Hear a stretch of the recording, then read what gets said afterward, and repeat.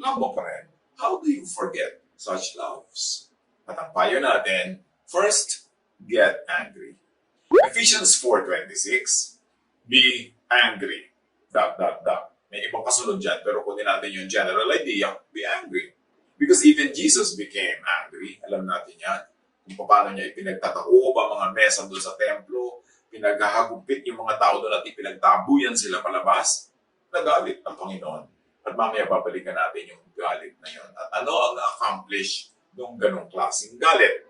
Mark 3:5, Jesus was angry as he looked around at the people. Yet he felt sorry for them because they were so stubborn. So magkahalong anger at feeling sorry ang naramdaman ni Jesus. Tinutukoy kaya dito yung mga tao sa lockdown na talaga namang ayaw, paawa at saka lalabas at sa pakikihalubilo sa mga tao. Jesus was angry